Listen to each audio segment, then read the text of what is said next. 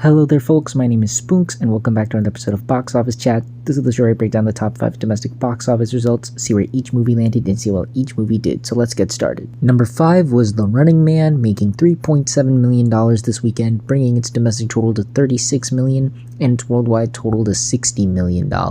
So it did bounce back, I think larger part due to the Thanksgiving holiday. It only dropped 35%, which again, not too shabby considering the struggles this movie has faced, and hopefully this can get it to at least around the initial production budget worldwide.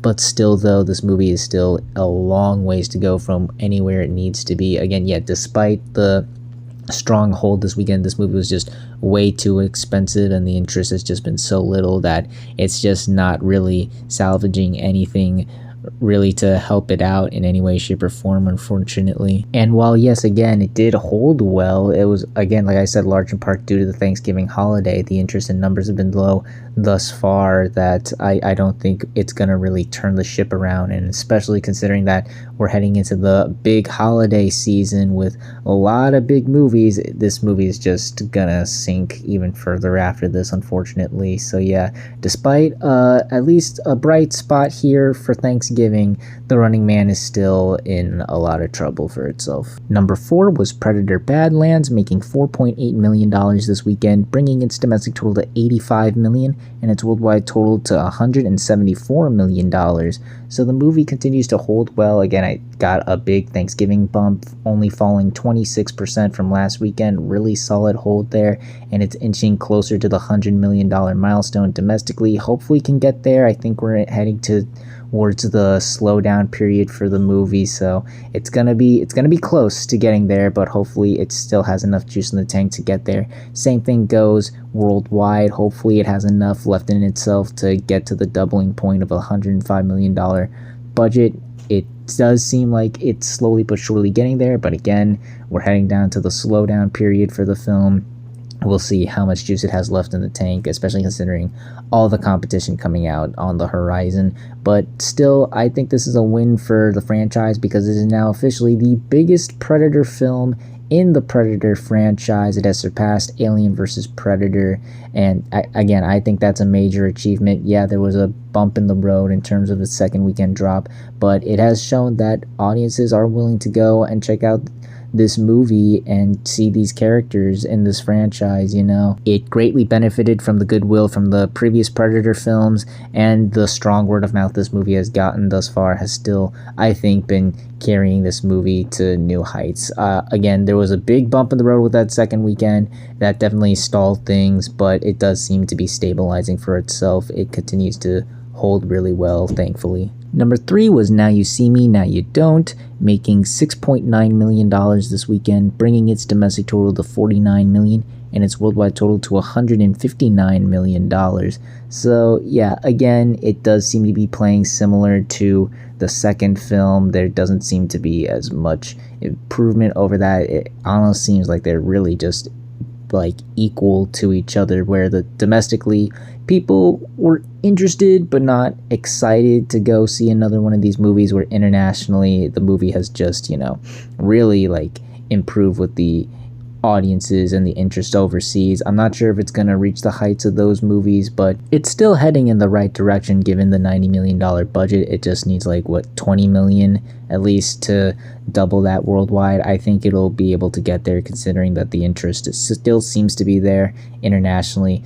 Domestically, despite the strong Thanksgiving bump, the strong hold, I just don't see it pulling any more audiences. Again, I think, you know, these movies have a ceiling and most of the fans want to check it out during the first weekend. I'm not sure how much longer the movie will last in the top 5, but you know, still a modest hit for the studio. It does show that people still want to check out these movies. Number 2 was Wicked for Good, making $61 million this weekend, bringing its domestic total to $269 million and its worldwide total to $390 million. So yes, this movie continues to do very, very well. Some very strong numbers for it indeed, and it will get to $400 million probably by the time this video comes out, and I'm sure by next week we'll see it inch closer to the $500 million milestone worldwide, as well as the $300 million milestone domestically. That's all good said and done. Obviously, Thanksgiving helped, and definitely the reception the movie has gotten certainly aided it. The word of mouth has been very positive thus far. However, it still had quite a drop off, especially compared to the first one. The first one held really well despite the competition like Moana 2 and Gladiator 2, and obviously the runtime that movie had.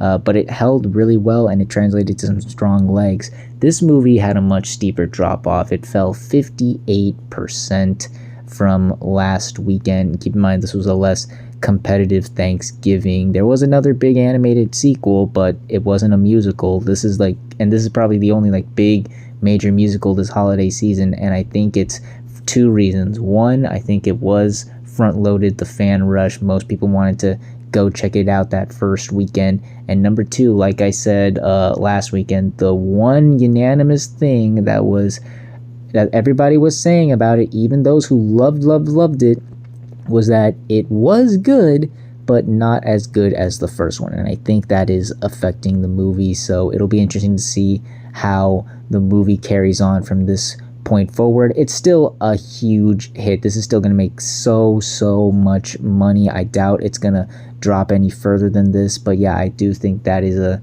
factor into how this movie fell compared to the first one. So it'll be interesting to see if this is able to match where that movie ended up being, because again, the reception to that movie was universal acclaim. Pretty much everybody loved that first one. We're here again, while people are enjoying it, I don't see too many people who are upset about this movie.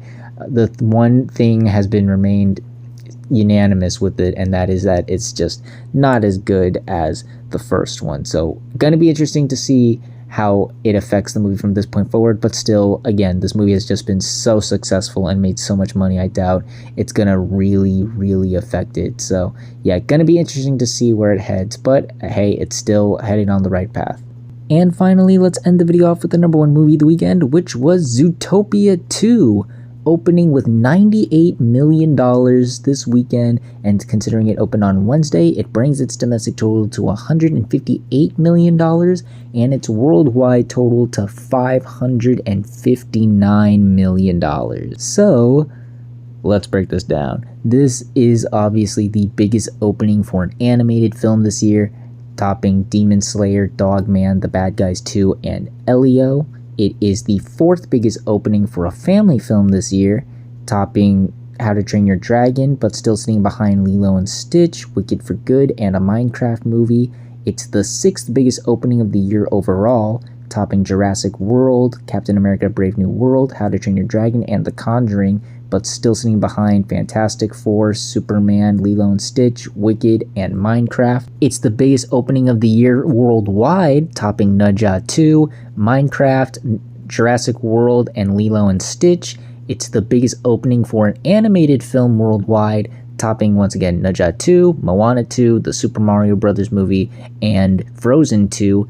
And it's the fourth biggest global opening of all time, topping Fate of the Furious, but sitting behind Spider-Man No Way Home, Infinity War, and Avengers Endgame. My God, did this movie take off. Not to the degree that Moana 2 did, domestically speaking, but still, the fact that this movie broke so many records across the globe is absolutely insane. I hinted about how popular the first one was in China, and I was right to do so, because my God, this movie exploded in China. It broke so many records. Someone's probably going to do a whole video on how well it did in China. You'll probably see that on YouTube shortly.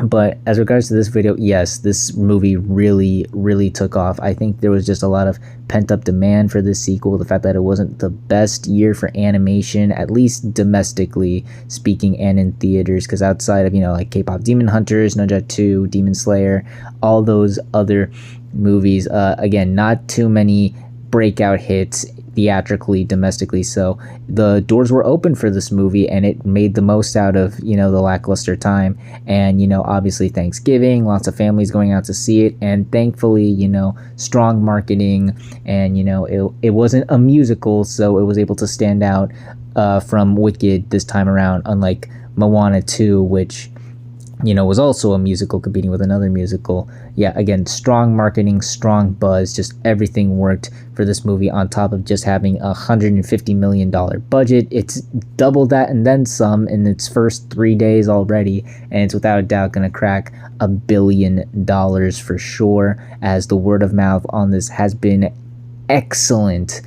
Critics have been loving it. It's sitting at 91% on Rotten Tomatoes last I checked, and it also has an A on Cinema Score, on par with the first film and many other successful family films this year. All in all, the sky's the limit for this movie. I mean, it just exceeded all expectations, and because of the stronger, more positive reception the movie got as opposed to Moana 2, I think this movie's going to definitely leg out far better than that movie. Don't think it's going to be another Inside Out 2 scenario, at least domestically. I just think the hype was a lot bigger for that movie as opposed to this one. But again, the movie has been very well received. I think it's definitely going to play itself out well throughout the holiday season. It's got another month before the next couple animated movies around Christmas time.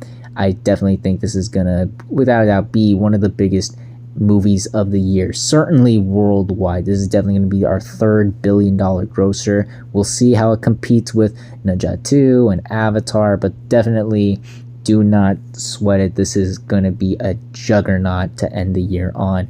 All in all, yeah, a great opening for Zootopia 2. And those were the top 5 domestic box office results for this weekend, but we're not quite done yet as we've got another week ahead of us and new movies hitting theaters.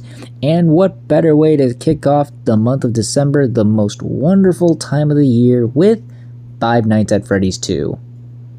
Yep, the sequel to the beloved horror film based off the even more beloved horror game. I guess in this one, the animatronics found themselves outside of the infamous pizzeria and caused mayhem and havoc across the town.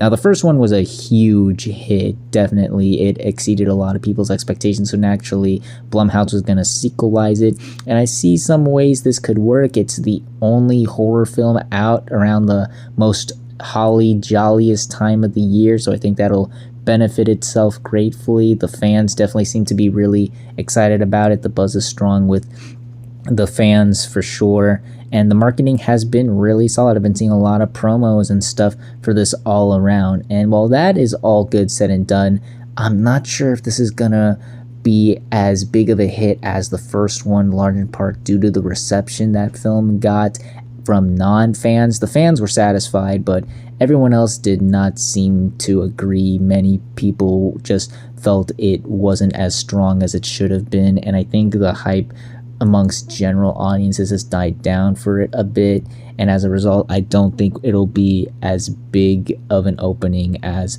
the first one for that reason. Again, had the movie been stronger amongst, both fans and just general audiences, I think we would see much stronger interest and hype for this, but because the first one wasn't really that good to a lot of people, I don't think that first film's opening is going to be topped with the second one. So gonna be interesting to see where this movie lands. I think we'll see definitely one of the better openings for Blumhouse this year, but certainly nothing to the degree of the first film.